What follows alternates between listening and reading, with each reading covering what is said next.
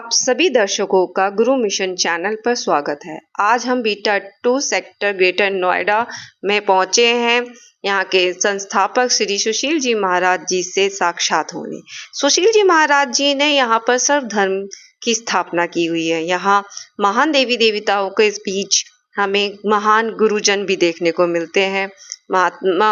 हमारे महात्मा बुद्ध, संत शिरोमणि रविदास जी, साईं बाबा, महावीर और हमें देखने को मिलते हैं यहाँ पर गुरु नानक देव भी। इस मंदिर में हमें एक मिली जुली संस्कृति का प्रतीक दिखता है। यह संस्कृति भारत की छवि है। तो मैं महाराज जी से जानना चाहूंगी कि उनका यह विचार किस तरीके से ग्रेटर नोएडा में स्थापित हुआ। आपका बहुत बहुत आभार, धन्यवाद कि आपने भारत की संस्कृति की बात की है, भारत के संस्कारों की बात की है। ये नई चीज नहीं है। आने वाली जनरेशन के लिए हम कुछ करके जाएं। ये 2011 में इसकी स्थापना हुई थी, जून महीने में। और मेरा ये मानना था, जब परमात्मा एक है, सब धर्म इस बात पर एक मत है, किसी धर्म में, किसी संप्रदाय में, किसी जात में, किसी बिरादरी में यह किसी ने नहीं कहा कि ईश्वर दो है, परमात्मा दो है। किसी धर्म में इसकी व्याख्या नहीं मिली। सबने अंत में आके यही कहा कि परमात्मा एक है। लास्ट में कुछ समय पहले साईं बाबा के नाम से एक संत आए, उन्होंने भी कहा कि मालिक सबका एक। इसमें कहीं भी कोई दो राय नहीं है। इंसान को जो ईश्वर ने, परमात्मा ने बनाया, तो परमात्मा 3 स्टेज बनाई है: आत्मा, महात्मा और परमात्मा। 3 हिस्सों में बांटा है। आत्मा हम सब हैं। हम पहले आत्मा है, हमारा जन्म हुआ है, माँ की कोख से हुआ है। सबका, राजा हो, रंक हो, सबका जन्म माँ की कोख से होता है। ये ईश्वर ने, उस निराकार स्वरूप ने अपनी सृष्टि को रचते हुए किया है। वही हमारा सोच था कि जब हम एक परमात्मा की बात करते हैं, तब छोटे बड़े की बात तो आ ही नहीं सकती है। कि जब सबका परम पिता एक है, पिता तो है, सबका अलग अलग है। वो कारण है, माता जन्म देती है, परंतु परम पिता तो सबका एक है। तो गुरु को लोग क्या कहते हैं? वो कहते हैं आत्मा, महात्मा, फिर परमात्मा।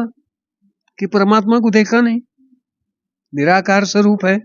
मगर गुरु को जरूर मनुष्य देखता है, गुरु के आचरण को देखता है, गुरु के कर्म को देखता है, और कर्मानुसार गुरु की पूजा होती।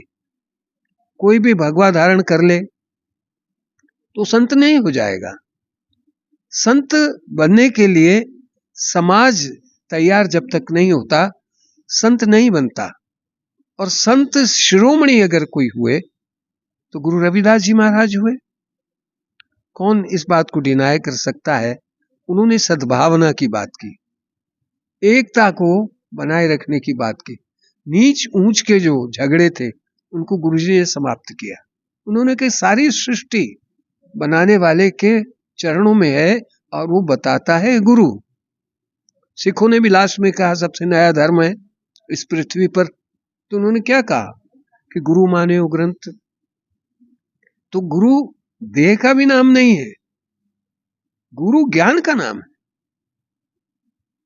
देह मिल गई, बहुत सुंदर देह है, भगवा वस्त्र भी धारण कर लिया, तो गुरु नहीं हो सकता जब तक आचरण और मैग्नेट की तरह एक खिंचाव की शक्ति नहीं होगी, तब तक गुरु नहीं है। तो मेरा ये मानना था और मैंने ये प्रयास किया। अब मुझे बहुत प्रसन्नता होती है ने इसमें मेरा सहयोग किया। विरोध करने वालों की भी कमी नहीं होती है।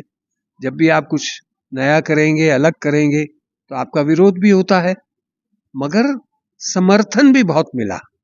इस मंदिर में आप देखेंगे, लोग कहते हैं साईं बाबा तो मुस्लिम थे। भाई मुस्लिम थे, हिंदू थे, आप उनकी देह पे जा रहे हो या उनके ज्ञान की बात कर रहे हैं, उनके त्याग की बात कर रहे हो? राम बन न गए होते तो राम को कौन पूजने वाला था? राम बन गए, त्याग किया, तभी राम राम बने। वाल्मीकि जी ने अपने ग्रंथ में कहा है, सच्ची और अटूट बात जो लिखी है राम में, राम के लिए वाल्मीकि जी ने लिखी है, उनसे पहले कोई राम के तथ्य को सामने लाने वाला नहीं था। बहुत लोगों ने कहा कि आपने गुरुजी की प्रतिमा लगाई, बहुत अच्छी बात है, गुरुजी का मंदिर बनाया, बहुत अच्छी बात है, परंतु आपने देवी देवताओं के अंदर उनको स्थान दिया, तो देवी देवताओं के यहाँ स्थान खाली उनको क्यों दिया गया? आपने भगवान बुद्ध को भी आप देखिए, हम उनके चरणों में बैठे हैं, साईं बाबा हैं, गुरु गोविंद सिंह जी महाराज हैं, इस तरह से ये सब ये जैन समाज का है, भगवान महावीर हैं। तो हम जब सब एक है तो एक स्वर में बोलना चाहिए कि हम भारतीय हैं। आप भारतीय लगा दीजिए तो झगड़ा खत्म हो जाता है, और हम लगाते हैं मैं फलां जाति से हूँ, वहां जाति, उससे क्या लाभ, क्या हो रहा है? कोई लाभ नहीं है। तो उससे सबकी आस्थाओं को रखते हुए गुरु मार्ग को गुरु मानना पड़ेगा, हर व्यक्ति को अनिवार्य है। भारत की संस्कृति यही है कि गुरु परंपरा हमारी आदि अनादि काल से स्थापित हुई है। समय समय पर गुरु आए, वो समाज सुधारक हैं, मनुष्यों को, लोगों को एक मार्ग दिया और अपना जीवन बिता के चले गए, वो स्थापित हैं। तो मेरा ये कहना है, आपका चैनल, शुभकामनाएं देता हूं कि इस पर दृढ़ता से काम करने की जरूरत है, किसी से भय खाने की जरूरत नहीं है। बुद्ध ने कहा कि हर व्यक्ति बुद्ध है, यही गुरुजी ने कहा, इसी वाणी को कहा कि किसी भी काल में कोई भूखा न सोए, कोई भूख से तड़पे नहीं, कोई छोटा और बड़ा नहीं, सब ईश्वर जो है सबको दे, अन्न दे, और वो अपनी योनि में, जिस योनि में आया है, वो भक्ति भाव से अपने शरीर को छोड़ के जा सके। बहुत बहुत शुभकामनाएं आपको देता हूँ। रामलला शोध संस्थान आपके द्वारा स्थापित है, आप उसके अध्यक्ष हैं। थोड़ा सा हमें उस संस्थान के कार्य के बारे में बताएं।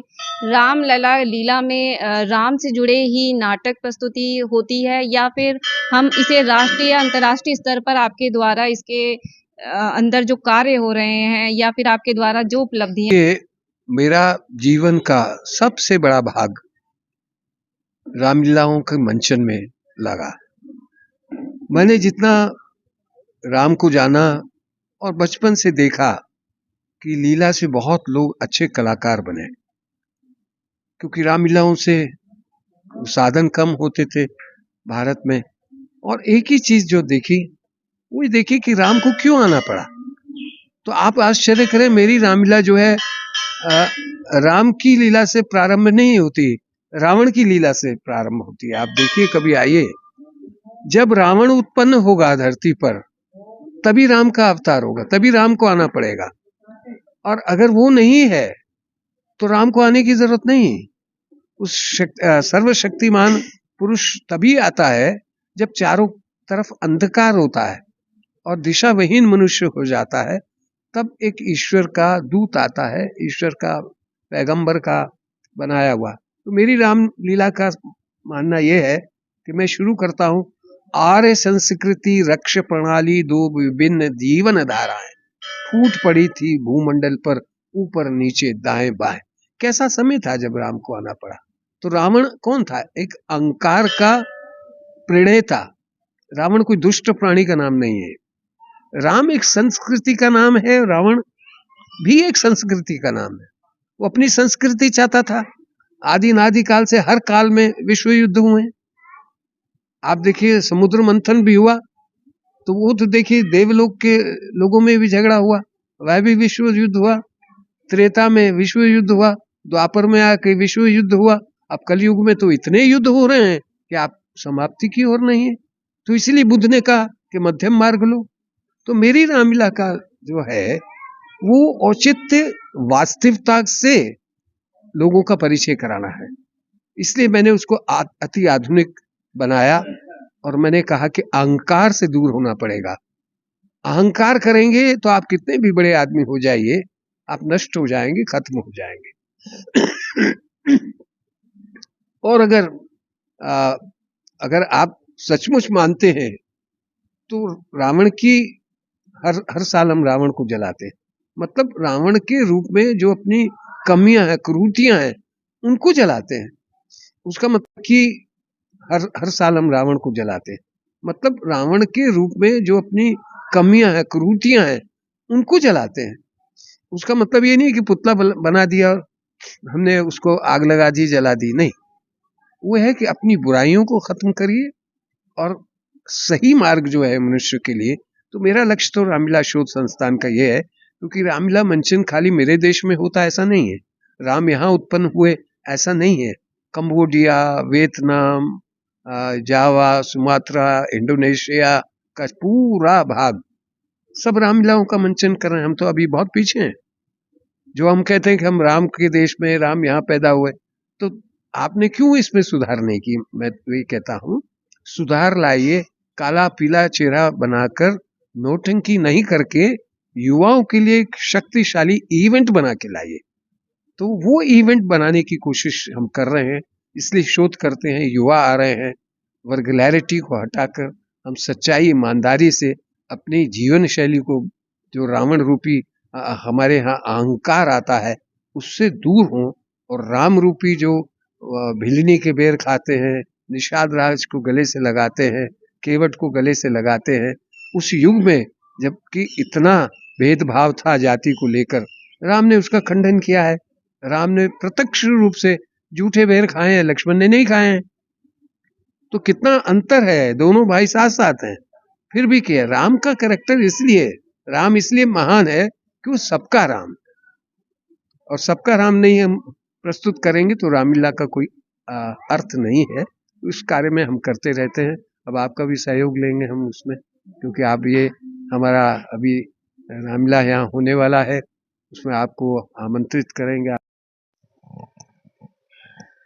सुशील जी महाराज जी, मैं आपसे यह भी जानना चाहूंगी कि आप भावी पीढ़ी को क्या सुझाव देना चाहेंगे कि उन्हें समाज में किन तत्वों का पालन करना चाहिए और किन चीजों से दूर रहना चाहिए। इसके लिए हमारे युवाओं को एक संदेश दें। और गुरु जी का प्रचार प्रसार करना आपका पहला कर्तव्य होना चाहिए। अभी तक बहुत भ्रांतियां हैं, लोगों को समझाना पड़ेगा, जाना पड़ेगा, बस्तियों में जाना पड़ेगा, रूढ़िवादिता को समाप्त करना पड़ेगा। रूढ़िवादिता ठीक नहीं है, बस सादगी। जैसे गुरु जी ने कहा कि मन चंगा कटौती में गंगा, मन अच्छा करिए ना, भाव अच्छा पैदा कीजिए, गंगा जी स्वयं आ जाएंगी। दूर जाके गंगा स्नान करने की जरूरत नहीं पड़ेगी। मैं उसकी बुराई नहीं कर रहा, मगर मैं कहता हूं अगर भाव ही नहीं है तो 10 बार आप स्नान कर लेंगे, किसी की प्रभु की प्राप्ति नहीं होगी। मगर मन लगा के, मन से करेंगे तो ईश्वर की प्राप्ति हो जाएगी। बहुत धन्यवाद देता हूँ आपको।